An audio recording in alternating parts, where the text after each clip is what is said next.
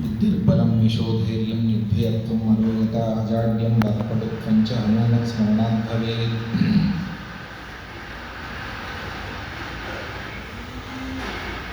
యస్య వాక్కామధేనుర్నః కామితార్థాన్ ప్రయచ్చతి సేవేతం జయయోగీంద్రం కామబాణచ్ఛిదం సదా.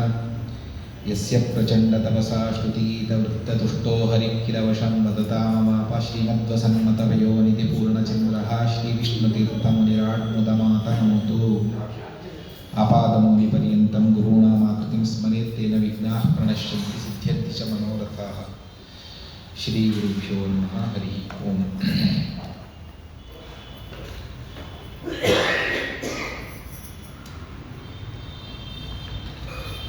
నిన్న మంగళాచరణ విషయంలో ఒక రెండు మాటలను మనం తెలుసుకున్నాం. సాక్షాత్తు శుకాచార్యుల వారు చేసినటువంటి వ్యాస భగవానుడి యొక్క మంగళాచరణాన్ని ఇక్కడ తాము గ్రంథారంభంలో మంగళాన్ని ఆచరించి ప్రారంభం చేస్తూ ఉన్నారు. అందులో మొట్టమొదటిది భాగవత ఆగతి ప్రకరణము అన్నటువంటి దాన్ని మనం తెలుసుకుంటూ భాగవతంలో ఉన్నటువంటి సారాన్ని ఉద్ధరించి మనకి ఇచ్చారు, అందువల్ల ఇది భాగవత సారోద్ధారము అని, దాన్ని భాగవత హృదయము అని కూడా మనం చెప్పవచ్చు. ఎందువల్ల అంటే సారమంతా కూడా హృదయంలోనే ఉంటుంది కాబట్టి భాగవత హృదయము అన్నటువంటి నామం కూడా సార్థకమే. సకల శృతి స్మృతి పురాణముల యందు ఉన్నటువంటి సారాన్ని భాగవతంలో వ్యాస భగవానుల వారు నిక్షిప్తం చేశారు. అటువంటి సారంతోనే మానవులకు ఉద్ధారము అన్నటువంటి అర్థంలో కూడాను దీన్ని భాగవత సారోద్ధారము అని పిలిచారు.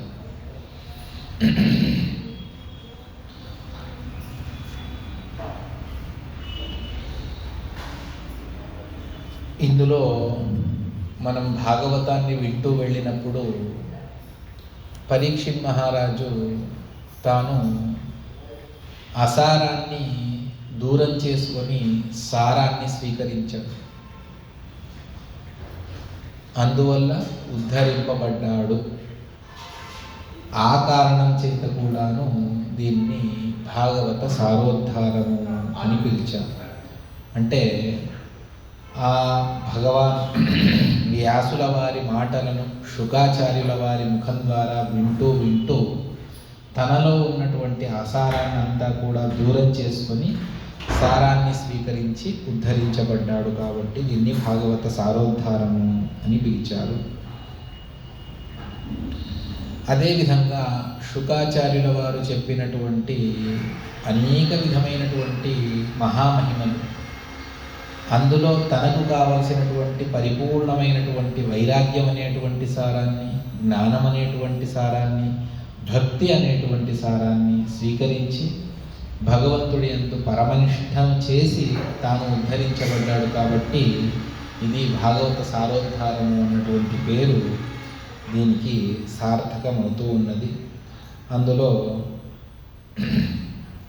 భాగవతం ఏ విధంగా ప్రవృత్తి చెందింది, భూలోకంలో అది ఏ విధంగా వచ్చింది అన్నటువంటి దాన్ని భాగవతంలో ఉన్నటువంటి శ్లోకాల ద్వారానే సంగ్రహించి మనకు చెబుతారు. ఇది మొట్టమొదట భగవంతుడు నారాయణ రూపంతో బ్రహ్మదేవుల వారికి ఉపదేశించినటువంటిది. అది భాగవతమే ఆ మాటలు చెబుతుంది. తృతీయ స్కంధం 4వ అధ్యాయంలో ఈ మాట వస్తుంది. పురామయా ప్రోక్తమయాయనాభ్యే పద్మే నిషన్నాయ మమాది సర్గే జ్ఞానం పరం మన్మహిమావభాసం యత్సూరయో భాగవతం వదంతి.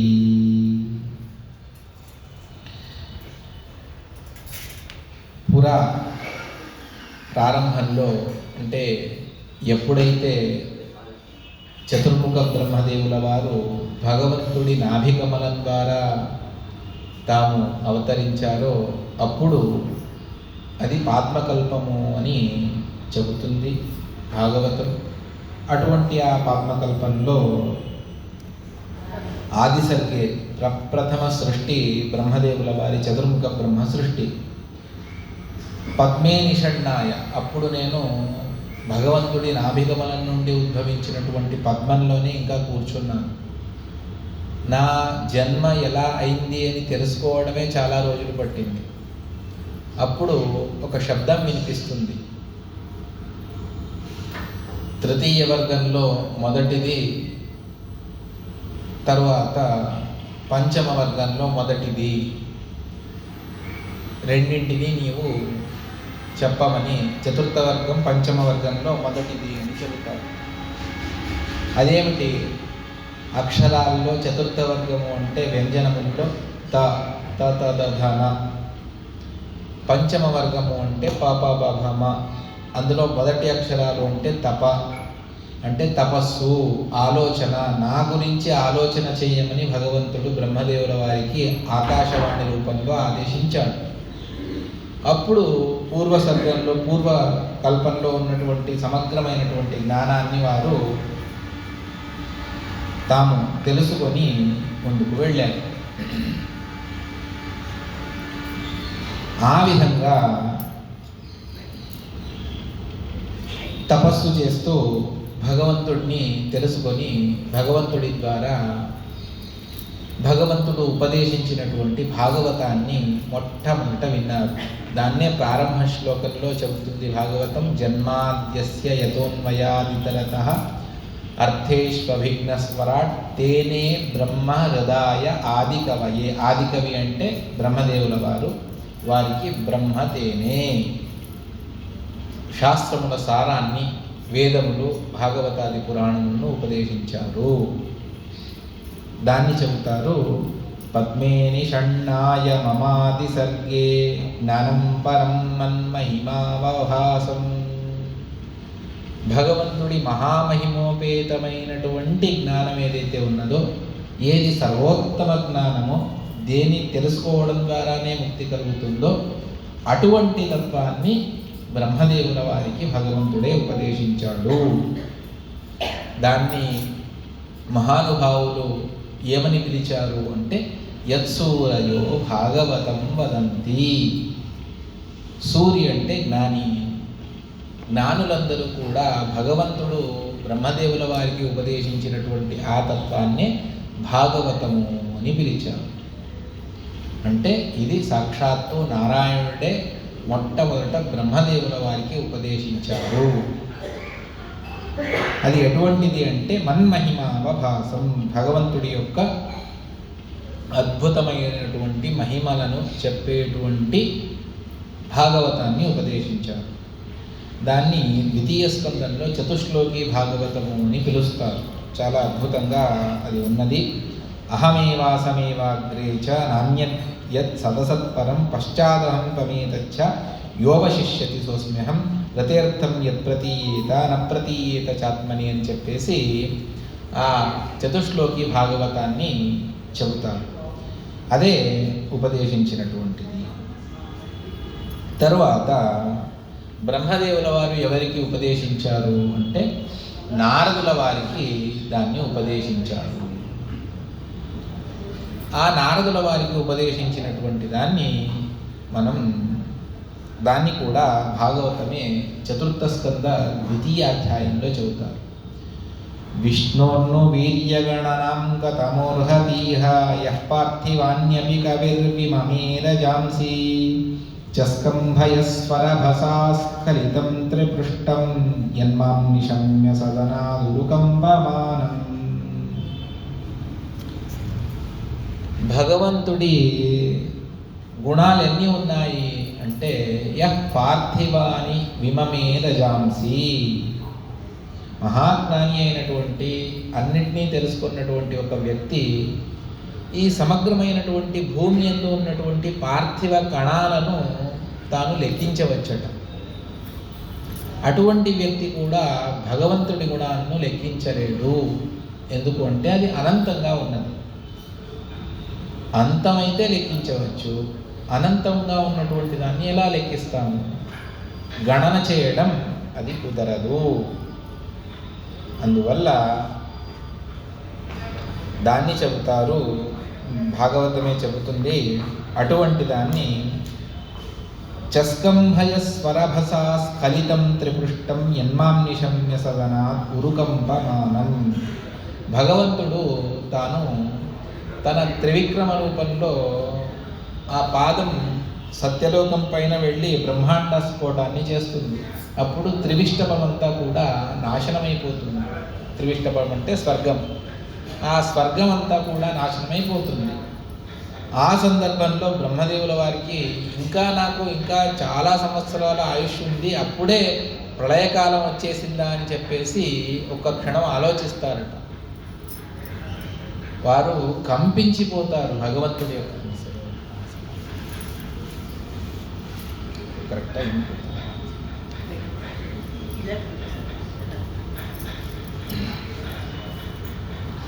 చస్కంభయ స్వరభసా స్ఖలితం త్రిపృష్టం. వారు బ్రహ్మదేవుల వారు కంపించిపోతారు ఆ భగవంతుడి యొక్క అద్భుతమైనటువంటి శక్తికి. అటువంటి ఆ భగవంతుడు ఇక నేను కింద పడబోతూ ఉన్నాను, అప్పుడు నన్ను ఆపుతారు వారే. లేదు, నీకేం కాదు అని చెప్పేసి స్వరభసా స్ఖలితం త్రిపృష్టం యన్మాం నిశమ్య సదనాత్ ఉరుకంపమానం. విపరీతంగా కంపిస్తూ ఉన్నటువంటి నన్ను చస్కంభ వారు ఆపేశారు. అటువంటి ఆ మహానుభావుడి యొక్క అంటే ఏ క్షణంలో ఏదైనా చేయవచ్చు భగవంతుడు. కర్త, అకర్త, విపరీత కర్త అన్నీ కూడా భగవంతుడికి సాధ్యమే. ఇది ఈ విధంగా చేయాలి అని ఉంటుంది, దాన్ని విపరీతంగానూ చేస్తాడు భగవంతుడు. ఇది చేయాలి అని ఉంటుంది, దాన్ని చేయించడు. ఏదైనా కూడా భగవంతుడికి సాధ్యమే. ఏది అసాధ్యం అన్నటువంటిది భగవంతుడి డిక్షనరీలో అసాధ్యం అనేటువంటి పదానికి అవకాశమే లేదు. దృష్టాంతాలు చాలా ఉన్నాయి. హిరణ్యకశిపు ఎన్ని వరాలను కోరుకున్నాడు. ప్రాణితో రాకూడదు, మనిషితో రాకూడదు, ఉదయం రాకూడదు, సాయంత్రం రాకూడదు. ఈ విధంగా అన్నీ నీతో సృష్టమైనటువంటి ఏ పదార్థంతోనూ నాకు మరణం రాకూడదు.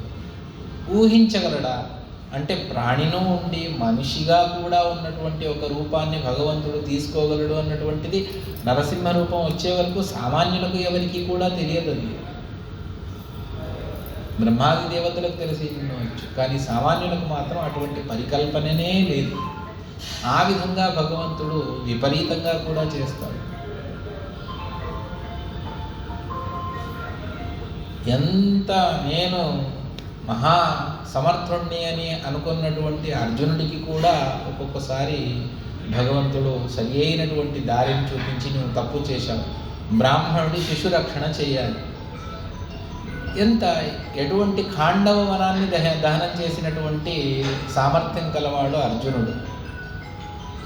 ఇంద్రాది దేవతలతో తాను యుద్ధాన్ని చేసినటువంటి ఆ సామర్థ్యం కల వ్యక్తి.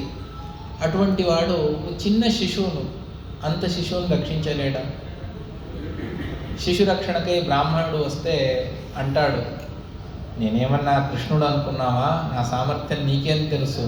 నేను ఖాండవనాన్ని దహనం చేసినటువంటి అన్ని శక్తి సామర్థ్యాలు ఉన్నటువంటి వాడిని అని చెప్పేసి చెబుతాడు. ఒకవేళ నువ్వు ఇది చేయకపోతే అని కృష్ణుడు అడిగితే, వన్యం ప్రవీక్షే అశక్తశ్చే, నేను నిప్పులో నా దేహాన్ని పరిత్యజిస్తాను అని చెప్పేసి, దహనం చేసేస్తాను అని చెప్పేసి ప్రతిజ్ఞ పూని వెళతాడు. కానీ అది అర్జునుడి వల్ల కాదు. ఎందువల్ల? భగవత్ సంకల్పం వేరేగా ఉంది. ఆ విధంగా అవుతుంది. ఇది భగవంతుడు. ఈ విధంగా దీనికి దృష్టాంతాలు చాలానే ఉన్నాయి. అటువంటి ఆ భగవంతుడు తాను ఏదైనా చేయగలడు. అటువంటి భగవంతుడి యొక్క మహామహిమను అతడి యొక్క గుణాలను ఎవరు లెక్కిస్తారు? ఎవ్వరూ లెక్కించలేరు. నేను కాదు, నీవు కాదు, ఎవరికీ సాధ్యం కాదు అని బ్రహ్మదేవుల వారు నారదుల వారికి చెబుతూ, వారికి ఈ భాగవతాన్ని, తాము భగవంతుడి నుండి విన్నటువంటి భాగవతాన్ని సాక్షాత్తుగా నారదుల వారికి ఉపదేశించారు. ఆ నారదుల వారు నిన్న మనం భాగవతంలో సాయంత్రం విన్నట్టుగా వ్యాసుల వారి దగ్గరికి వచ్చి వ్యాసుల వారికి చెప్పినట్టుగా, సాక్షాత్ భగవంతుడే, అతడు వేరే వారి ద్వారా తెలుసుకోవాల్సినటువంటి అవసరం లేదు. కానీ లోకరీత్యా ఇతడు చెప్పినట్టుగా, వారు విన్నట్టుగా నటన చేసి భగవంతుడు దాన్ని మనకు ఇస్తాడు. దాన్ని చెబుతారు. అస్త్యేవ మే సర్వమిదం త్వయోక్తం తథాపి నాత్మా పరిపుష్యతే మే తన్మూలమవ్యక్తమగాధబోధం పృచ్ఛామహే త్వాత్మభవాత్మభూతం. ఆత్మభవ అంటే బ్రహ్మదేవుల వారు. ఆత్మ అని భగవంతుడికి పేరు. ఆత్మేతి తూపగచ్చంతి గ్రాహయంతి చ అన్నటువంటి బ్రహ్మసూత్రంలో వ్యాసుల వారే చెబుతారు. ఆత్మశబ్దం ఇది భగవంతుడినే ప్రధానంగా చెబుతుంది. అటువంటి ఆత్మభవ అంటే బ్రహ్మదేవుల వారు. ఆ బ్రహ్మదేవుల వారి నుండి జన్మించినటువంటి వారు నారదుల వారు. ఆ నారదుల వారిని అడుగుతారు. ఎందుకు అంటే ఈ సమగ్రమైనటువంటి మహాభారతాలను అన్నింటినీ కూడా రాసినా కూడా మనస్సుకు ఏదో వెలితి ఉన్నది. ఇంకా ఏదో చేయాలి, ఇంకా ఏదో చేయాలి. అప్పుడు నారదుల వారు చెబుతారు, అవును, మీరు చెప్పినటువంటి మహాభారతం ఇది దేవతాగమ్యం. మహాభారతానికి సమానమైనటువంటి శాస్త్రమే లోకంలో లేదు. అంత అద్భుతమైనటువంటిది మహాభారతం. కానీ అధికారి వర్గం అని ఒకటి ఉన్నది. తారతమ్యం ప్రతి క్షేత్రంలో కూడా ఉన్నది. ఈ క్షేత్రంలో తారతమ్యం లేదు అనడానికి లేనే లేదు. మహామేధా సంపన్నుడైతే వాడు ఐఐటికి వెళతాడు. ఐఐటిలో సీట్ రాలేదు అంటే బిట్స్లో వెళతాడు, లేదు అంటే జేఎన్టీయూలో వెళతాడు. అది లేదు, ఏది లేదు అంటే ఏదో మామూలు కాలేజీలో ఇంజనీరింగ్ పూర్తవుతుంది. తారతమ్యం ఉన్నది కదా. ఆ విధంగానే దేవతలు మహానుభావులు, వారి తపస్సు, యోగ్యత అన్నీ అత్యధికం.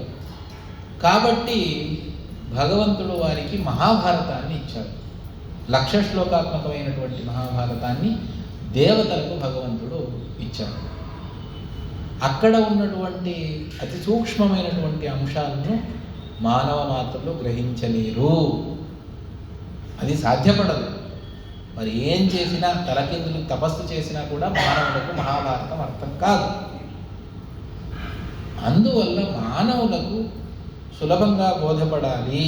వారి మందమతి, వారి యొక్క అల్పాయుష్యం, అల్పశక్తి, వీటన్నిటినీ కూడా దృష్టిలో ఉంచుకొని మీరు ఉపదేశం చేయాలి అని చెప్పిన వెంటనే అది తన్మూలమవ్యక్తం అగాధ బోధం.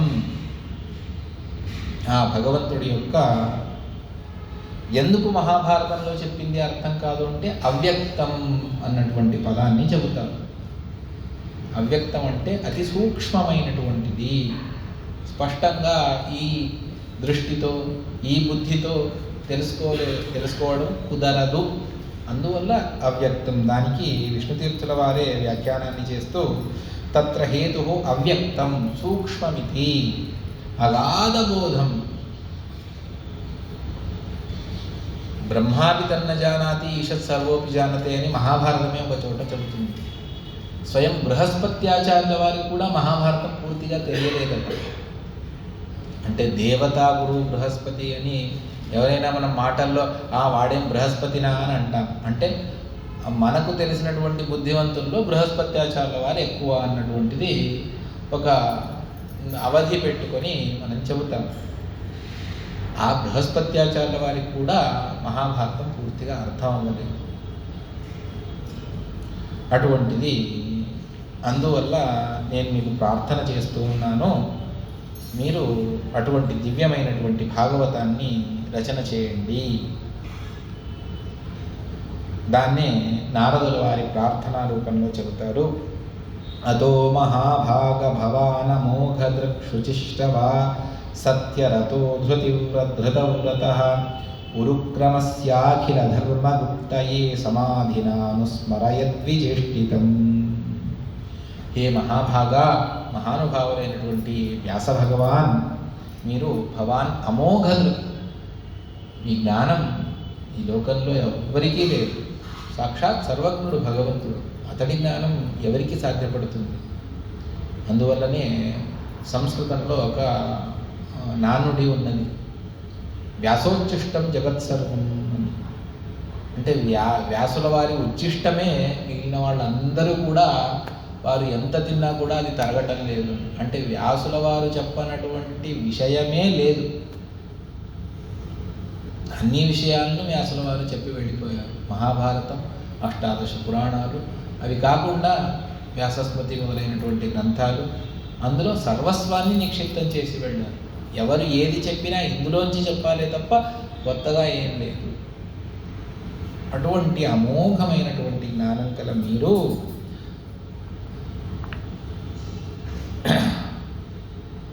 ధృతవ్రత, ఒక తత్వజ్ఞానాన్ని లోకానికి ప్రసాదించాలి అన్నటువంటి ఒక నిబద్ధతతో మీరున్నారు. అటువంటి మీరు ఉరుక్రమస్య అఖిల ధర్మగుప్తయే, సమగ్రమైనటువంటి భాగవతం యొక్క సకల ధర్మాలను లోకానికి తెలియపరచాలి. అది ఏ విధంగా ఉన్నది అంటే గోప్యంగా ఉన్నది. భాగవత ధర్మాలు అంత సులభంగా లోకానికి తెలియదు. అందువల్ల అటువంటి దివ్యమైనటువంటి భాగవత ధర్మ రక్షణ కొరకై మీరు సమాధిన అనుస్మర, సమాధి భాషలో, నిన్న చెప్పాను కదా, అందరికీ తెలిసేటువంటి భాషలో మీరు చెప్పాలి. అది కూడా శుచిశ్రవాహ, నారాయణావతారంలో మీరు సత్యరథ, స్వస్వరూపమైనటువంటి ఆనందాన్ని అనుభవిస్తూ, భగవంతుడు చిత్తాక్రాంతుడయ్యాడు అంటే పాపం ఏదో కష్టం వచ్చింది అని మనం అనుకుంటాం. భగవంతుడికి ఏ సందర్భంలోనూ భగవంతుడికి కష్టం అన్నటువంటిది, దుఃఖం అన్నటువంటిది లేదు. లోకాన్ని ఆ విధంగా మభ్యపెట్టడానికి భగవంతుడే చేసేటువంటి కొన్ని పనులు ఉన్నాయి. దాన్ని అనేక సందర్భాల్లో ప్రమాణ పురస్సరంగా ఆచార్యుల వారు దాన్ని ఉదాహరణ చేస్తూ వెళ్తారు. ఒకటి, సీతామాత రామచంద్రుని నుంచి దూరంగా వెళ్ళిపోయింది, రావణాసురుడు అపహరించాడు. రామాయణాన్ని అధ్యయనం చేస్తే మనకి ఇదే విధంగా అనిపిస్తుంది. కానీ మిగిలిన స్కంద పురాణంలో, ఉత్తరఖండంలో కొన్ని భాగాలు రామాయణ విషయంలో వస్తాయి. అక్కడ చెబుతారు, సీతామాత ఎక్కడికి వెళ్ళలేదు. సూర్యుడిని వదిలిపెట్టి, సూర్యుడి ప్రభ ఎప్పుడైనా ఉంటుందా? సూర్యుడి కాంతి సూర్యుడిని వదిలిపెట్టి ఉంటుందా? ఉండదు కదా. అదేవిధంగా నిత్యావియోగిని సీత ఎప్పుడూ రాముణ్ణి వదిలిపెట్టి ఉండదు. మరి రావణాసురుడు ఏం పట్టుకు వెళ్ళాడు? సీతలాగా ఉన్నటువంటి ఒక ఆకృతిని మాత్రమే పట్టుకొని వెళ్ళాడు తప్ప సీతామాతను పట్టుకొని వెళ్ళలేదు. ఎందువల్ల అంటే అటువంటి దుష్టుడికి సీతామాత దర్శనమే కలగడం కష్టం. అటువంటిది స్పర్శన, ఆమెను ముట్టుకొని విమానంలో ఎక్కించుకొని ఇదంతా సాధ్యమయ్యేటువంటిదా? అంతా సాధ్యం కాదు. సీత ఆకృతి, ఒక ఆకృతిని, జడమైనటువంటి ఒక శరీరాన్ని నిర్మించి అందులో దేవత ఇంద్రుడి యొక్క అంశము అందులో ఉన్నది. అవన్నీ కూడా పెట్టేసి సీతామాత అంతర్ధానమైపోతుంది. అవ్యక్తంగా రాముడి పక్కనే ఉన్నది. అందువల్ల రాముడికి సీతావియోగం అన్నటువంటి దాన్ని మనం ఊహ కూడా చేయకూడదు. ఏ ప్రసంగంలో అయినా భగవంతుడికి విచారమగ్నుడయ్యాడు, ఇంకేదో సమస్య వచ్చింది, అందువల్ల బాధపడుతూ ఉన్నాడు, దుఃఖపడుతూ ఉన్నాడు అంటే మనం దుఃఖ సముద్రంలో మునిగిపోతాము. భగవంతుడికి అన్యథా తెలుసుకుంటే అది మన తప్పు. అందువల్ల భగవంతుడిని అన్యథా చింతించవద్దు. అటువంటి మీరు అతో మహాభాగ భవానమోఘ శుచిశ్రవ సత్యరతో ధృతవ్రత గురుక్రమస్య ఆ భగవంతుడి మహాపరాక్రమాన్ని వర్ణించేటువంటి భాగవతాన్ని చెప్పమని చెబితే సరే అని చెబుతారు. ఆ వ్యాస భగవానుల వారు తాము శుకాచార్యుల వారికి దీన్ని చెబుతారు. ఇది అంటే భాగవతంలో వేరే వేరే ప్రసంగాల్లో వచ్చినటువంటి దాన్ని సంగ్రహం చేస్తూ వచ్చారు. అందులో ఇక్కడ 7వ శ్లోకం ఇది చివరి ద్వాదశ స్కందంలో సమాప్తి చేసేటప్పుడు సమాప్తి ఎప్పుడు కూడా ఒక మంగళాన్ని చేస్తారు. ఆది మంగళాచరణం ఏ విధంగా సమాప్తి మంగళం కూడా అలాగే ఉంటుంది. ఆ సమాప్తి మంగళంలో అక్కడ సూతాచార్యుల వారు తమ గురువులైనటువంటి శుకాచార్యుల వారిని స్మరణ చేస్తూ చెప్పినటువంటి ఒక దివ్యమైనటువంటి శ్లోకం అది. స్వసుఖ నివృత చేతాస్తద్యుదస్తాన్యభావ వ్యజిత రుచిరలీలా కృష్ణసారస్తదీయం వ్యతనుత కృపయాయస్తత్వదీపం పురాణం తమఖిల వృజినగ్నం వ్యాససూనుం నతోస్మి. సరే, వేదవ్యాసుల వారు శుకాచార్యుల వారికి శుకబ్రహ్మకు శుక మహర్షికి దీన్ని ఉపదేశించారు అని మీరు అన్నారు. అతడికి ఎందుకు భాగవతాన్ని తెలుసుకో? అతడు మహాతత్వజ్ఞాని, అన్నీ తెలిసినటువంటి వాడు. అతడిని కూర్చోబెట్టి ఎందుకు దీన్ని ఉపదేశించారు? నేను మీకు ఒక మాటను చెప్తాను అని అందరినీ పిలిచి ఇది మీ పేరు ఇది మీ పేరు అని చెప్తే మా పేర్లు మాకు తెలుసండి, దాన్ని మీరెందుకు చెప్పాలి? ఏదైనా కొత్తది ఉంటే చెప్పండి, మేము వింటాము, అంతే తప్ప మా పేర్లు మాకు చెబితే. ఆ విధంగా ఆయనకి ఏం తెలుసో మళ్ళీ దాన్ని ఉపదేశిస్తే ఆయన ఎందుకు 7 రోజులు కూర్చొని విన్నారు అంటే దానికి కారణాన్ని చెబుతారు. స్వసుఖ నివృత చేత, తాము ఆ భగవంతుడిని ప్రత్యక్షంగా చూస్తూ విశిష్టమైనటువంటి ఆనందాన్ని అనుభవిస్తూ ఉన్నటువంటి వారైనా కూడాను తద్యుదస్తాన్య భావ, వారికి ఇంకా ఈ ప్రపంచం మీద ఏ విధమైనటువంటి వ్యామోహం కూడా లేదు. సర్వస్వాన్ని వదిలిపెట్టుకున్నాను. ఎంతగా అంటే శుక మహర్షిని పరీక్షించాలి అని చెప్పేసి వ్యాసుల వారు చెప్తారు. ఒక కథ పురాణంలో వస్తుంది.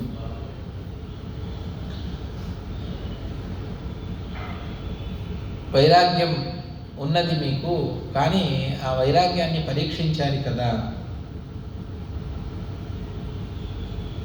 ఎక్కడ పరీక్షిద్దాం?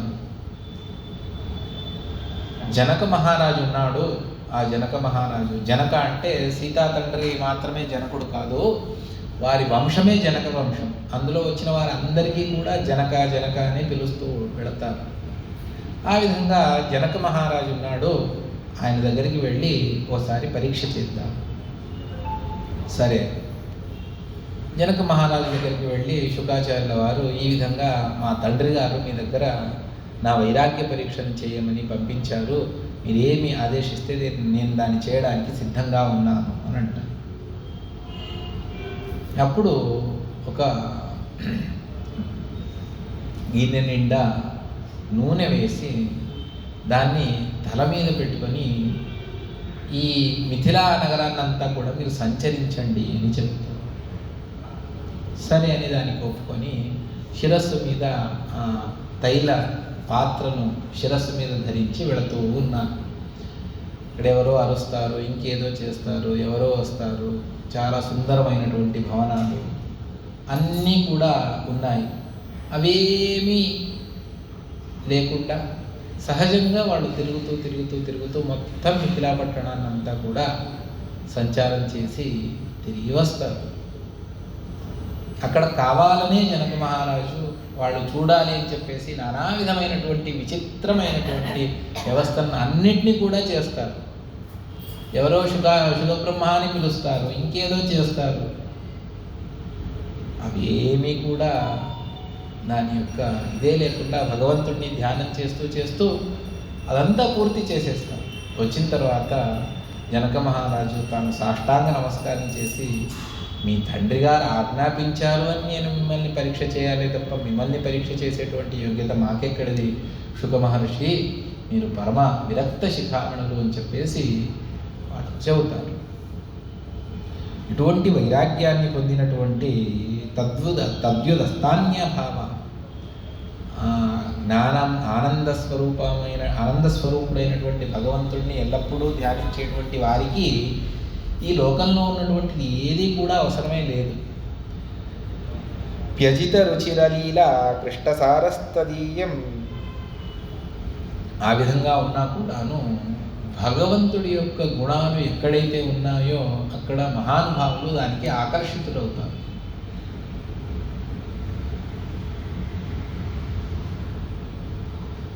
ఆకర్షితులై అక్కడే ఉండిపోతారు. అక్కడి నుండి వెళ్ళాలి అని చెప్పేసి వాళ్ళకు మనసు కలగదు. ఆ విధంగా ఇక్కడ కూడాను ఆ భగవంతుడి యొక్క మనోహరమైనటువంటి లీలలను భాగవతంలో చెప్తూ వెళితే వేదవ్యాసుల వారు పూర్తి మనస్సు అక్కడే పెట్టి దాన్ని శ్రద్ధగా విన్నారు. కృష్ణ లీలలన్నింటినీ కూడా విన్నారు. దాన్ని ఆ విధంగా శ్రద్ధగా వినడానికి కారణీభూతమైనటువంటిది భగవంతుడి యొక్క అద్భుతమైనటువంటి మహిమలు. దాన్ని శ్రద్ధగా విని వ్యతనుత కృపయాయస్తత్వదీపం పురాణం, తత్వాన్ని, ప్రకృతి తత్వాలను, జీవుడి యొక్క విశేషాలను స్పష్టంగా తెలియపరిచేటువంటి ఈ పురాణాన్ని కరుణతో తమకిల వృజినగ్నం వ్యాససూనుం నతోస్మి ఉపదేశించినటువంటి, సకల పాపాలను దూరం చేసుకున్నటువంటి ఆ శుక మహర్షికి నేను నమస్కారం చేస్తాను. అంటే వారు తాము తెలుసుకోవడానికి కారణీభూతమైనటువంటిది భగవంతుడి యొక్క మహామహిమ. దానివల్ల వాళ్ళ మనస్సు ఆకర్షితమైంది. వారు మరొకరికి ఉపదేశం చేసేటప్పుడు రెండు కారణాలను చెబుతారు. ఒకటి ఆ భగవంతుడి మహామహిమలు అదంతా కూడా ఉన్నది. రెండవది కరుణ. కారుణ్యం లేకపోతే ఎవరు ఎవరికి ఉపదేశించారు. ఎవరినో రోడ్లోకి వెళ్ళే వాళ్ళకు మనం ఏమైనా పిలిచి ఏమైనా చెబుతామా? లేదు. ఎవరి మీద గురువులకు దయ కలిగిందో వాళ్ళని పిలిచి నువ్వు ఇలా చెయ్యి అని చెబుతారు. అది కూడా చాలా సూక్ష్మంగా చెబుతారు.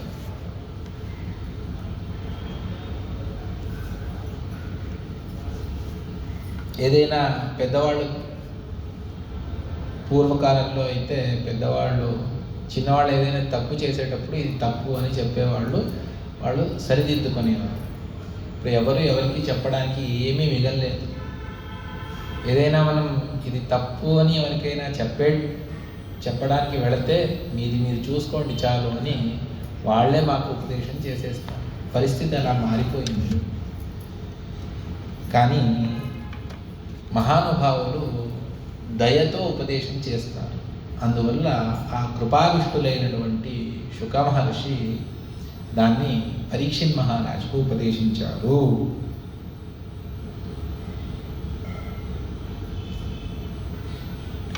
దాన్నే చెప్తారు. అంటే భగవంతుడు, బ్రహ్మదేవుల వారు, నారదులు, వ్యాస మహర్షి, శుకాచార్యుల వారు, శుకాచార్యుల వారి ద్వారా పరీక్షిత్ మహారాజుకు భాగవతం వచ్చింది. దాన్ని చెప్తారు. అథావిదేహ్యంగమనోనుకూలం ప్రభాషసే భాగవత ప్రధానః యదాహ వైయాసకిరాత్మవిద్యా విశారదో నృపతిం సాధు పృష్టః.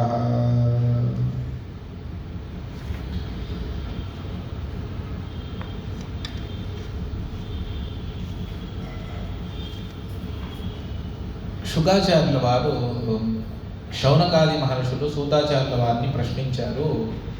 అటువంటి ఆ భాగవతాన్ని శుకాచార్యుల వారు పరీక్షిత్ మహారాజుకు చెప్పారు కదా, దాన్ని మాకు కూడా ఉపదేశం చేయమని ప్రార్థన చేశారు.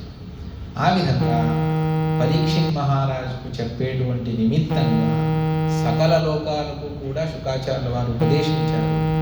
అది సూతాచార్యుల వారి ద్వారా మనకందరికీ కూడా భాగవతం లభ్యమైంది. ఇది ఒక క్రమాన్ని భాగవతం మనకు చెబుతుంది.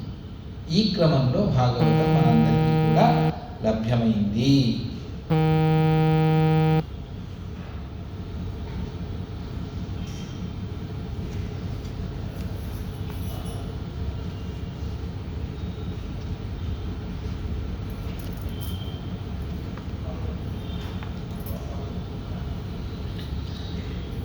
మరొక మాటను చెబుతారు. మునిర్వివక్షురు భగవద్గుణానాం సఖాపి తే భారతమాహ కృష్ణః యస్మిన్ నృణాం గ్రామ్య సుఖానువాదైః మతిర్గృహీతా న హరేః కథాయాం.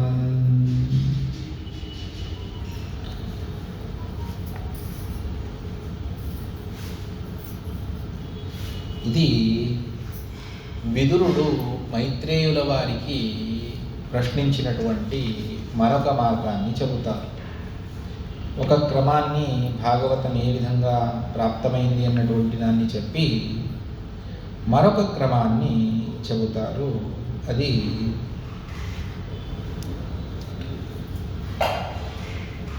మరొక రీతిగా భాగవతం ఏ విధంగా ప్రాప్తించింది అనంటే, విదుర మైత్రేయ సంవాదాన్ని తృతీయ స్కందం చెబుతుంది.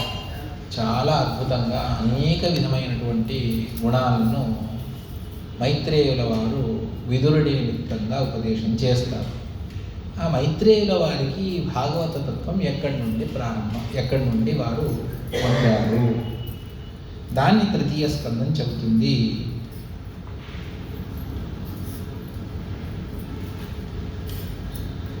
మునిర్వివక్షురు భగవద్గుణానాం సఖాపి తే భారతమాహ కృష్ణః యస్మిన్ నృణాం గ్రామ్య సుఖానువాదైః మతిర్గృహీతా న హరేః కథాయాం.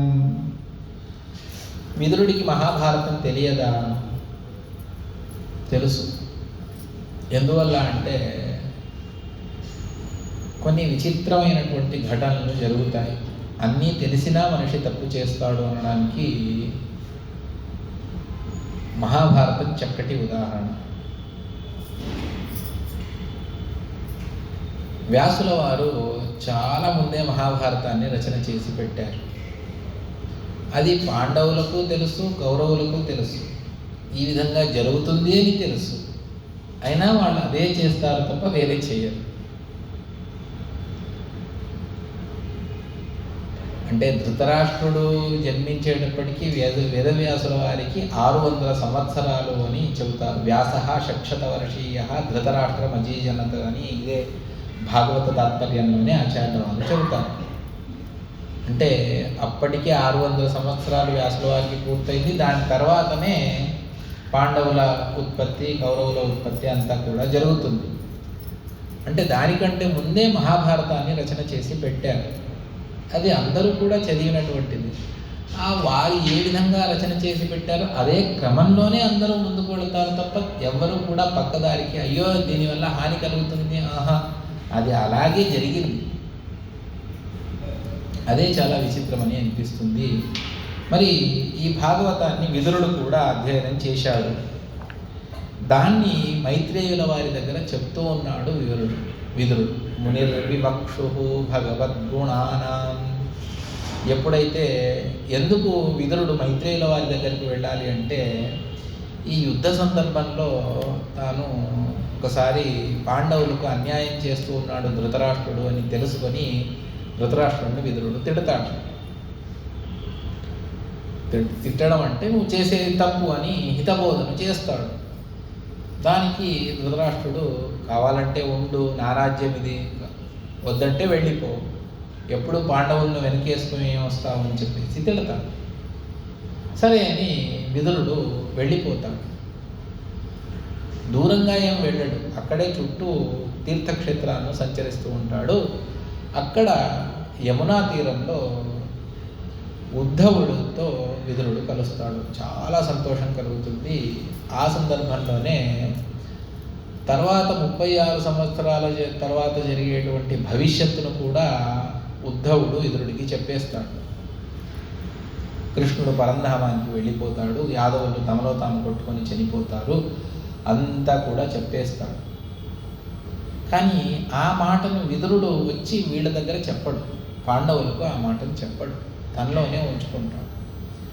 ఆ సందర్భంలో చెప్పేటప్పుడు యాదవులు కృష్ణుడు ఇంట్లో ఉన్నా కూడా అంతటి మహానుభావుణ్ణి తెలుసుకోకుండా వారు తమ యొక్క విచిత్రమైనటువంటి పరిస్థితుల్లో ఉన్నారు అని చెప్పేసి తమకి ఎవరు ఎదురు లేరు అన్నటువంటి దాంట్లో వాళ్ళందరూ ఉన్నారు.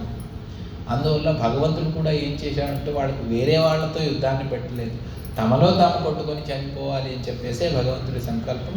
అదే విధంగానే చనిపోతారు. మరి నువ్వెందుకు ఇక్కడికి వచ్చావు అంటే, లేదు భగవంతుడు నాకు భాగవతాన్ని ఉపదేశించి, శ్రీకృష్ణుడే భాగవతాన్ని ఉపదేశించి నన్ను కలాప గ్రామానికి, బద్రికాశ్రమం దగ్గర కలాప గ్రామం అక్కడ వెళ్ళి అక్కడ ఎంతోమంది ఋషులు ఉన్నారు, వారికి తత్వాన్ని ఉపదేశించమని నన్ను పంపించాడు అని చెబుతారు.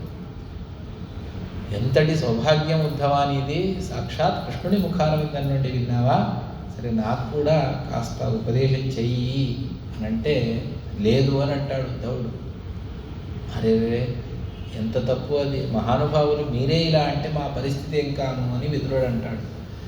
లేదు నాకు కృష్ణుడు ఉపదేశం చేసేటప్పుడు అక్కడే మైత్రేయుల వారు కూడా ఉన్నారు నా జతగా, నాకు వారికి ఉపదేశించమని, ఋషులకు ఉపదేశించమని నాకు చెప్పి నా భక్తుడు విదురుడున్నాడు, మైత్రేయ మీరు వెళ్ళి విదురుడికి ఉపదేశం చేయండి అని చెప్పారు మైత్రేయుల వారు.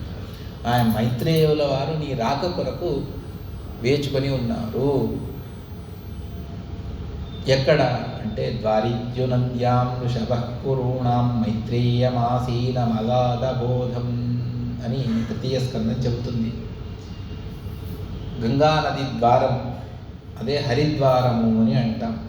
అంటే పైనుండి వచ్చినటువంటి గంగ భూమి మీదకి ప్రవేశించడానికి దారి కావాలి కదా, ద్వారం కావాలి కదా, అదే హరి నది, సాక్షాత్తు భగవంతుడి పాదోదకం అటువంటి గంగ భూమి మీదకి ప్రవేశించడానికి ద్వారం ఏదైతే ఉన్నది అంటే అది హరిద్వారము.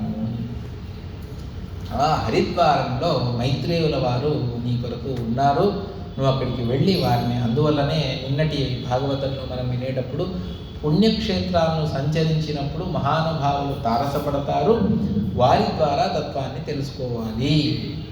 అందువల్ల అటువంటి క్షేత్రానికి వెళ్ళి అక్కడ సాక్షాత్తు మైత్రేయుల వారి ద్వారా ఉపదేశాన్ని వింటూ ఉన్నాడు. ఆ వినేటువంటి సందర్భంలో చెప్పినటువంటి శ్లోకం ఇది. ఎందువల్ల ఇంత ఇంట్రడక్షన్ ఇవ్వాల్సి వచ్చింది అంటే,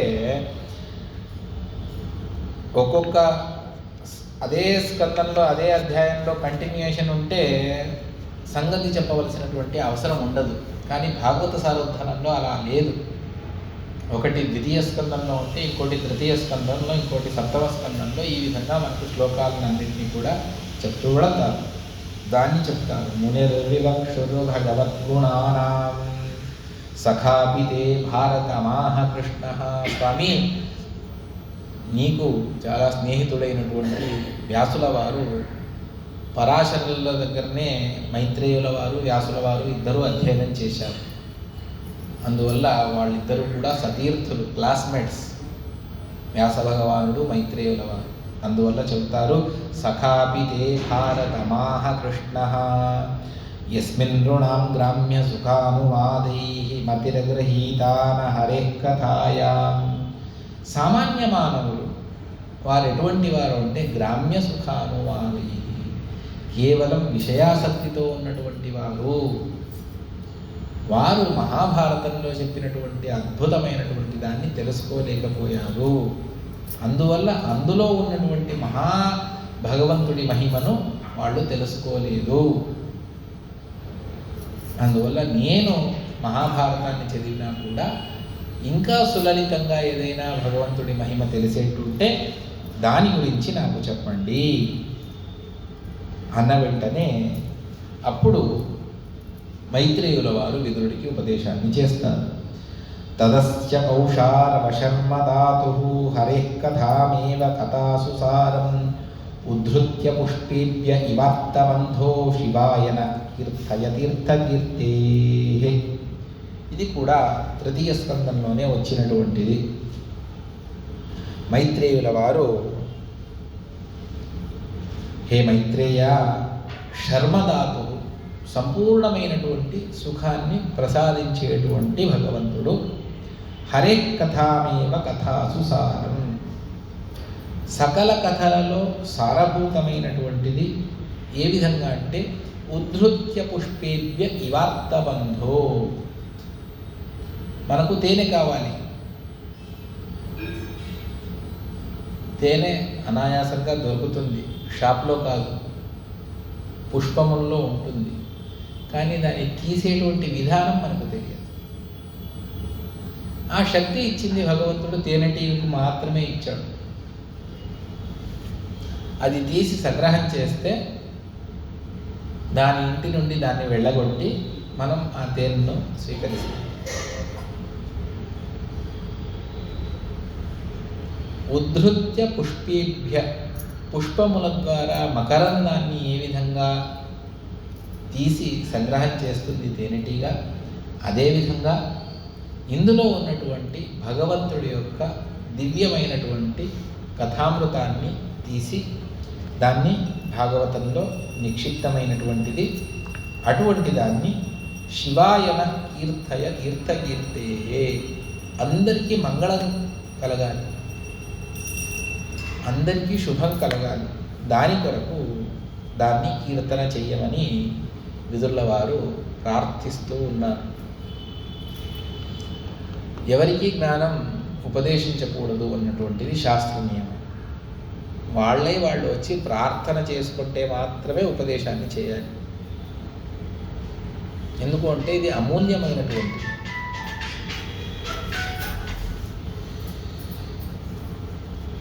మా గురువుగారు ఎప్పుడూ ఒక మాటను చెప్పేవారు, ఏది ఫ్రీగా దొరకకూడదు, దొరికితే దాని విలువనే పోతుంది. ఎందుకు అంటే శాస్త్రం చాలా కఠినమైనటువంటి, ఏ శాస్త్రమైనా కూడా, అందులోనూ అధ్యాత్మ శాస్త్రం ఇంకా ఒక 4 మెట్లు ఎక్కువే. చాలా కష్టపడి సంపాదించిన దాన్ని ఫ్రీగా చెప్తాను అంటే దానికి చదివేవాడికి ఏమీ అర్థమే ఉండదు. ఏమైనా ఫ్రీగానే చెప్తారు కదా. అదే ఒక 1,00,000 రూపాయలను ఫీజు పెట్టండి, వచ్చిన 100 మందిలో 90 మంది వెళ్ళిపోతారు, 10 మంది వస్తారు. అందులో శ్రద్ధగా చదివే వాళ్ళు ఒక 4-5 నిజంగా కావాల్సినటువంటి వాళ్ళు ఆ 4. వాళ్ళకి దాని మీద ఆసక్తి ఉంది కాబట్టి వాళ్ళు వచ్చి చదువుతారు. అదేవిధంగా ఎప్పుడైనా మేము ఏదైనా ప్రశ్నను అడిగినప్పుడు వాళ్ళు చెప్పేవారు, వెతకండి ఇక్కడ ఈ గ్రంథంలో ఈ భాగంలో వచ్చింది అని చెప్పేవారు. ఒక్కోసారి మీరే చెప్పేసేయండి, మళ్ళీ అంత సులభంగా వస్తే దాని విలువ మీకు అర్థం కాదు, మీరు కష్టపడితేనే విద్య జ్ఞానం యొక్క మహత్వం మీకు తెలుస్తుంది అని చెప్పేవారు. ఆ విధంగా వారు ప్రార్థన చేసి నాకు దీని ఆవశ్యకత ఉన్నది, మీరు చెప్పాలి అని గురువుల దగ్గర శిష్యస్తేహం షాధిమాన్ త్వాం ప్రపన్నం, నేను మీ శిష్యుణ్ణి, ఏ విధంగానైనా మీరు ఏం చెప్పినా మీ సేవ చేసి ఆ తత్వజ్ఞానాన్ని నేను పొందుతాను అని వెళితే అప్పుడు ఉపదేశించేవారు. మన ప్రాచీనమైనటువంటి గురుకుల పద్ధతి అదే ఉన్నది. వెళ్ళి గురువు దగ్గర సేవ చేస్తూ ఉండిపోవాలి. ఆరుని, ఉద్దాలక మొదలైనటువంటి వారి కథలన్నింటినీ కూడా మనం మహాభారతంలో వింటాం. గురువులు చెప్పిన పని చేసుకుంటూ ఉండడం. ఎప్పుడు గురువులకు వాడి మీద అనుగ్రహ బుద్ధి కలుగుతుందో అప్పుడు పిలిచి చెప్పడం ప్రారంభించేవారు. ఆ విధంగా విదురుడు ప్రార్థన చేస్తూ ఉన్నాడు, నాకు మీరు ఉపదేశం చేయాలి అని పరిపరి విధాలుగా వారికి నమస్కరించి కూర్చొని శ్రద్ధగా తాను కూర్చున్నాడు.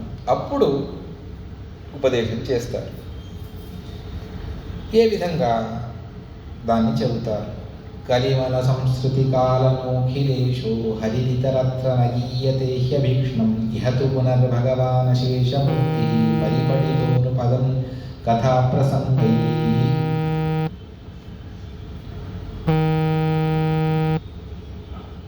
వేరే గ్రంథాలలో ఇంత అద్భుతంగా భగవంతుడి మహిమను వర్ణన చేయలేదు.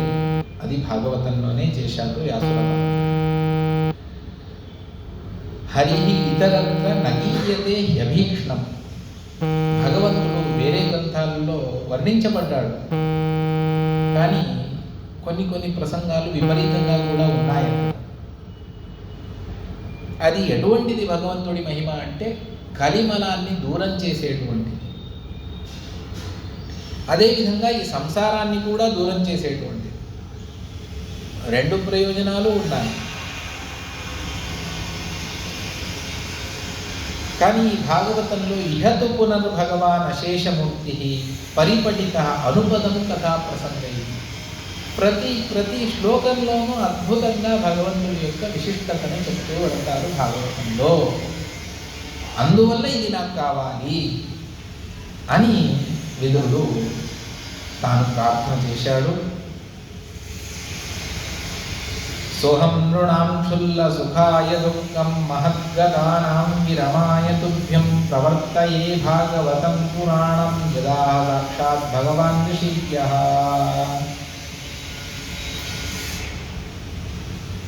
మైత్రేయుల వారు చెబుతారు,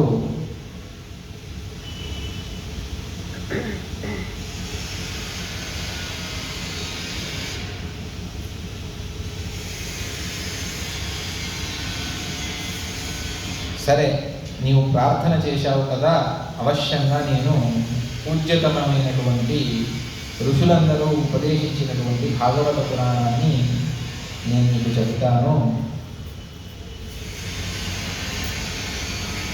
క్షుల్ల సుఖాయ, మానవుడు అల్ప సుఖాన్ని కూడా వదులుకోడు. దానివల్ల మహాదుఃఖం ఉన్నది అని తెలిసినా కూడా అటువంటి సుఖం కొరకు పరితపిస్తాడు. అది చాలా విచిత్రం. ఇది చేయొద్దు, ఇది తప్పు, ఇది చేస్తే నువ్వు శిక్షార్హుడవి అని తెలిసి కూడా మనిషి తప్పు చేసి అధర్మ మార్గంలోనే ధనాన్ని సంపాదిస్తాడు. ఎందుకు? సుఖం అటువంటిది, ఆప్యాయమైనది, ఎల్లప్పుడూ కావాలి కావాలి కావాలి అని అనిపించేటువంటిది. దాని కొరకు పరితపిస్తారు. అటువంటి వారికి సంపూర్ణంగా దుఃఖం దూరం అవ్వాలి. అదేవిధంగా వారికి స్వస్వరూప జ్ఞానం కావాలి.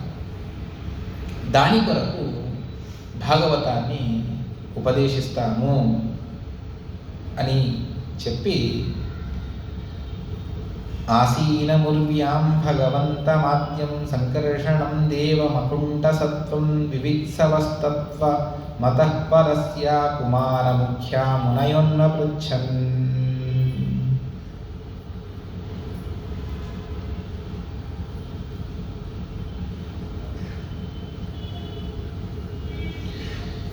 భగవంతుడు ఋషులకు ఉపదేశించినటువంటి భాగవతాన్ని నేను నీకు చెబుతాను అని మైత్రేయుల వారు చెప్పారు.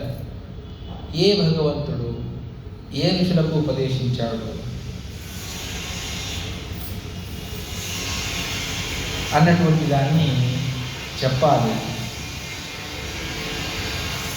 ఆ ఋషులు ఎవరు? వారెందుకు భాగవతాన్ని వినవలసి వచ్చింది?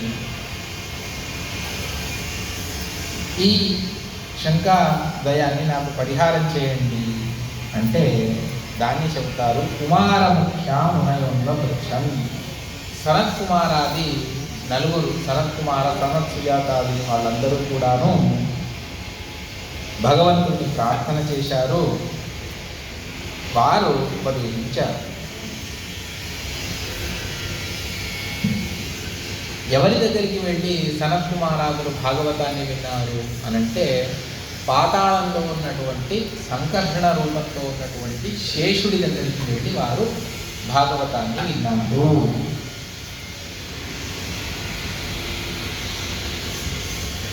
దాన్ని చెబుతారు. సంకర్షణం దేవమకుంఠ సత్వం ఆసీనముర్వ్యాం భగవంతమాద్యం. ఉర్వి అంటే భూమి అని అర్థం, కానీ ఇక్కడ లోకత్రయ వివక్షాన్ని చేసుకున్నప్పుడు ఉర్వి అంటే ఇక్కడ పాతాళం ఉన్నటువంటి అర్థాన్ని వ్యాఖ్యానకారులు చేస్తారు. ఆ విధంగా పాతాళంలో ఉన్నటువంటి సంకర్షణం సాక్షాత్తు శేషదేవుల వారు వారి దగ్గరికి వెళ్ళి వారు ఈ తత్వాన్ని తెలుసుకోవాలి అని చెప్పేసి అడిగిన వెంటనే వారు సంకర్షణ శేషదేవుల వారు ఉపదేశించారు సనత్కుమారాదులకు ఈ భగవంతుడి యొక్క మహిమను చెప్పేటువంటి భాగవతాన్ని. దాన్ని చెబుతారు. ప్రోక్తం కిలైతద్భగవత్తమేన నివృత్తధర్మాభిరతాయతేన సనత్కుమారాయ యదాహ పృష్టః సాంఖ్యాయనాయంగధృతవ్రతాయ సాంఖ్యాయనః పారమహంసముఖ్యో వివక్షమాణో భగవద్విభూతిః జగాదసోస్మద్గురవేన్వితాయ పరాశరాయ బృహస్పతిశ్చ ప్రోవాచ మహ్యం స దయాళురుక్తో మునిః పులస్త్యేన పురాణమాద్యం సోహం బతైతత్కథయామి వత్స శ్రద్ధాలవే నిత్యమనోరథాయ. సాక్షాత్తు భగవంతుడు బ్రహ్మదేవుల వారికి, ఆ బ్రహ్మదేవుల వారి ద్వారా శేషదేవుల వారు కూడా దీన్ని విన్నారు. ఆ శేషదేవుల వారు నివృత్త ధర్మాభిరతాయతేన సనత్కుమారాయ, సనత్కుమారుల వారికి ఈ భాగవతాన్ని చెప్పారు. అంటే భగవంతుడు బ్రహ్మ, శేష, సనత్కుమార. ఆ సనత్కుమారుల వారు సాంఖ్యాయన అనేటువంటి ఋషికి దీన్ని ఉపదేశం చేశారు. వారు వెళ్ళి ప్రార్థన చేసుకోగా సనత్కుమారుల వారు సాంఖ్యాయన అనేటువంటి ఋషికి దీన్ని చెప్పారు. సాంఖ్యాయన పారమహంస ముఖ్య, మహాసన్యాసి శ్రేష్ఠులు. అటువంటి వారు వెళ్ళి వివక్షమాణో భగవద్విభూతి, ఆ సాంఖ్యాయనుల వారు తాము తెలుసుకున్నటువంటి తత్వాన్ని సో అస్మద్గురవే, నాకు గురువులైనటువంటి పరాశరుల వారికి చెప్పారు. ఆ పరాశరుల వారు ప్రోవాచ మహ్యం స దయాళురుక్తః, అత్యంత దయతో కృపతో నా మీద అనుగ్రహాన్ని చేసి నాకు ఉపదేశించారు. అప్పుడే పులస్తుల వారు కూడా దీన్ని విన్నారు. పులస్త్యేన దయాళు ప్రోవాచ మహ్యం స దయాళురుక్తో మునిః పులస్త్యేన పురాణమాద్యం సోహం బతైతత్ కథయామి వత్స. అటువంటి తత్వాన్ని నేను నీకు విదుర ఉపదేశం చేస్తాను. అంటే భగవంతుడు బ్రహ్మ, శేషదేవుల వారు, సనత్కుమారాదులు, సాంఖ్యాయన, పరాశర ద్వారా మైత్రేయుల ద్వారా విదురుడు, ఈ క్రమం కూడా ఉన్నది. ఈ విధంగా భాగవతానికి 2 క్రమాలు ఉన్నాయి అన్నటువంటి దాన్ని, మొదటి క్రమం సాక్షాత్ భగవంతుడు బ్రహ్మ, నారదుల వారు, నారదుల ద్వారా వేదవ్యాస మహర్షి, అంటే అక్కడ సాక్షాత్తు ఉపదేశం లేదు, ప్రార్థన చేసుకున్నారు. వేదవ్యాసుల వారి ద్వారా శుకాచార్యులు పరీక్షిత్ మహారాజుకు చెప్పేటప్పుడు సూతాచార్యుల వారు విని శౌనకాదులకు చెప్పినటువంటి ఒక క్రమం అయితే, ఇది ఆరోహణ క్రమము అని పైనుండి కిందికి వచ్చినటువంటిది. రెండవది అంటే శేషదేవుల వారు విన్నారు, వారు పాతాళంలో ఉన్నారు, పాతాళం నుండి వచ్చినటువంటి క్రమం ఇది. అంటే కింది నుంచి వచ్చినటువంటి అవరోహణ క్రమంలో వచ్చినటువంటి మరొక క్రమాన్ని చెబుతారు. శేషదేవుల వారు, సనత్కుమారులు, సాంఖ్యాయన, పరాశర, వ్యాస, మైత్రేయ, విదుర, ఈ క్రమంలో కూడా భాగవతం వచ్చింది అని, భాగవతం మానవులకు ఏ విధంగా చేరింది అన్నటువంటి, మనకు సాక్షాత్తుగా వచ్చినటువంటిది ఆరోహణ క్రమంలోనే. ఎందుకంటే విదురుడు మాకేం చెప్పలేదు, మనకు చెప్పింది సూత శౌనక సంవాద రూపంలోనే వచ్చింది. కాబట్టి ఈ క్రమం మొత్తానికి లోకంలో 2 క్రమాలను భాగవతానికి చెబుతారు. అది ప్రథమ, ద్వితీయ, తృతీయ స్కందాలను అవలోకన చేస్తే మనకు తెలుస్తుంది. ఆ అన్నిటినీ కూడా సంగ్రహం చేసి మనకు ఇక్కడ చెప్పారు విష్ణుతీర్థుల వారు. అది ఈ పుస్తకంలో కూడా ఉన్నది. పురుషులు మూల శ్లోకాన్ని చదివి తాత్పర్యాన్ని తెలుసుకోండి, స్త్రీలు తాత్పర్యాన్ని మాత్రమే చదవండి, భాగవతాన్ని శ్లోకాన్ని వినండి. చాలా అంటే ఇందులో పరిశ్రమ ఎక్కువ ఉంది. నేను ఎందుకు చెప్తూ ఉన్నాను అంటే చాలా పరిశ్రమతో చేసినటువంటి గ్రంథం ఇది. సాక్షాత్తు వారు భాగవత సారోద్ధారాన్ని చెప్పిన తర్వాత విష్ణుతీర్థుల వారు దాన్ని అలాగే వదిలిపెట్టలేదు. దానికి ఈ శ్లోకం తర్వాత ఈ శ్లోకం ఎందుకు వచ్చింది అన్నటువంటి క్రమాన్ని చెబుతూ వెళ్ళారు. అది మూల భాగవతాన్ని అవలోకన చేస్తే కొంచెం తెలియడం కష్టం. అందువల్ల ఆ క్రమానికి కారణాన్ని చెబుతూ వ్యాఖ్యానం చేశారు. స్వోపజ్ఞ వ్యాఖ్యానం ఉన్నది. కానీ ఇందులో ఇంకా తేలికగా వారు ప్రతిపదార్థాలను వివరణ చేస్తూ ఇచ్చారు. అక్కడ ఉన్నటువంటి అనేక విషయాలను ఇక్కడ అంటే గ్రంథ విస్తారం కాకూడదు అన్నటువంటి ఉద్దేశంతో ఆ ప్రతిపదార్థాలను చెప్పి సూచ్యంగా తాత్పర్యాన్ని కూడా వివరణ చేశారు ఇందులో.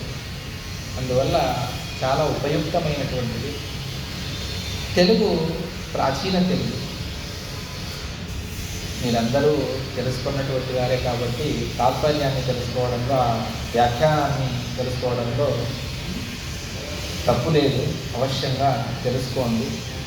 ఇటువంటి ఈ భాగవత తాత్పర్యం ఇక్కడ కథలేమీ ఉండదు, కేవలం తత్వభూయిష్టంగా. ఇక్కడ భాగవత ఆగతి క్రమాన్ని చెప్పారు. వైరాగ్య ప్రకరణంలో, తర్వాతి ప్రకరణంలో కాస్త తత్వభూయిష్టంగానే ఉంటుంది. రోజుకు ఒక ప్రకరణాన్ని పెట్టుకున్నా కూడా 7 రోజుల్లో 7 ప్రకరణాలు అవుతాయి. కానీ ఇది ఉండేది 30 ప్రకరణాలు. 30 ప్రకరణాలను చెప్పడం కొంచెం కష్టమే. ఎందుకంటే అది భాగవత క్రమంలో మనం చెప్పలేము. సారోద్ధార క్రమంలోనే తెలుసుకోవాలి అంటే విష్ణుతీర్థుల వారు ఏ మార్గంలో అయితే వెళ్ళారో ఆ మార్గంలోనే తెలుసుకోవాల్సి ఉంటుంది. ఎంత సాధ్యమవుతుందో అంత చెప్పేటువంటి ప్రయత్నాన్ని చేస్తాను. ఇక్కడితో ఈ భాగవత ఆగమన ప్రకరణం సమాప్తి చేస్తూ శ్రీకృష్ణార్పణమస్తు. కాయేన వాచా మనసా ఇంద్రియైర్వా బుద్ధ్యాత్మనామానుసృత స్వభావం కరోమి సకలం పరస్మై నారాయణాయేతి సమర్పయామి. శ్రీకృష్ణార్పణమస్తు. హరయే నమః.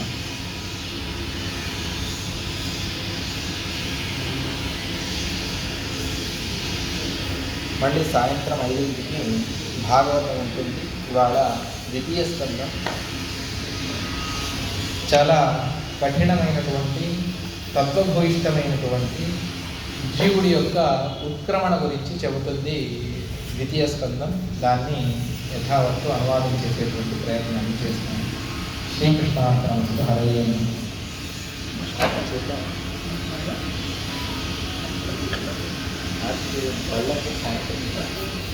ఆర్కి